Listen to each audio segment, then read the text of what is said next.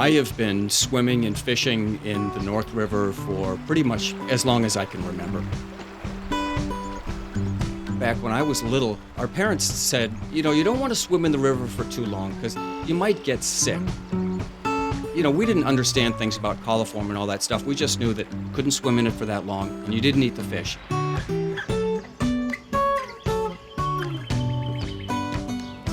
But today, we can eat the fish out of the river. We can swim in the river all we want. It's a cleaner watershed. This natural resource is so rich, so full of vitality, so full of life. Clean rivers don't come by accident. They need people to take care of them.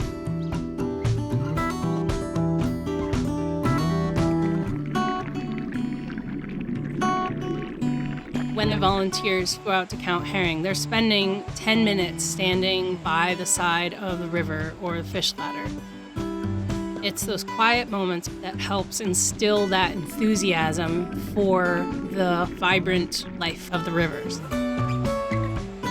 Watersheds are invisible boundaries to many people.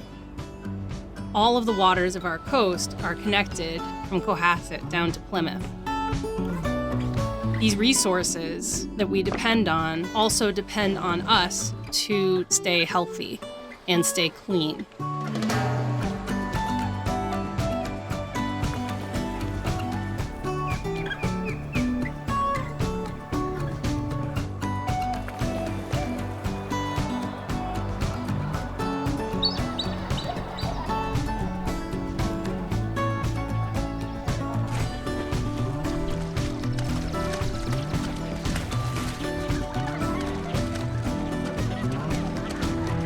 When I take a group out, whether it be on the river or out on a trail somewhere around here, everyone becomes an explorer.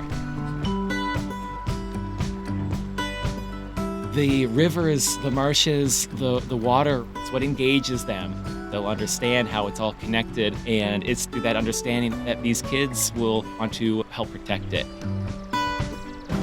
I think every member of my generation has to have some kind of relationship with environmental issues. There's a kind of gloom you feel where you feel like you don't have any control over the issues that the environment is facing.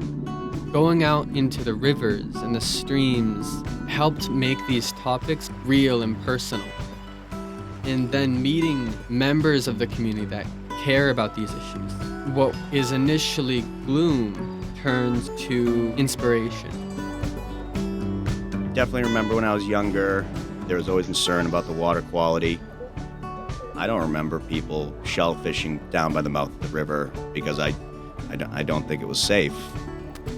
It just feels so great to be able to see my kids getting excited about finding clams, looking forward to the meal we're going to have later on. When I first moved here, the rivers and the marshes just mesmerized me.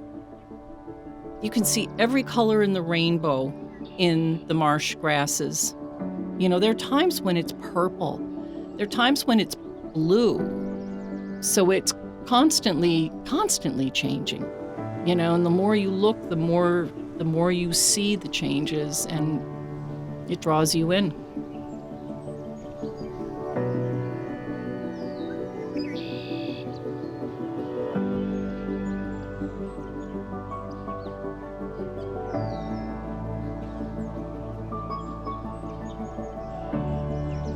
The rivers pull us together as a community in so many different ways. They might enjoy walking there, or swimming, or fishing, or doing yoga. And when they gather there together, they often find that they have a lot more in common.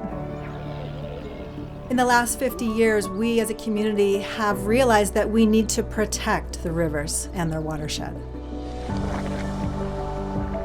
The rivers themselves are simply the visible essence of something that's much larger than that. And like raindrops in a watershed that collect and come into brooks and streams and eventually run into the river, into the sea itself, we all become part of something larger. Together, we have become unwavering advocates for the waters of the South Shore, keeping them clean and plentiful, not only for today, but for future generations. But that work is constantly threatened, perhaps now more than ever. The solution is the same as it always has been. Educate ourselves about the interconnectedness of our world. Engage with each other to solve the problems. Right here, in the places we live and love. Our futures are forever connected.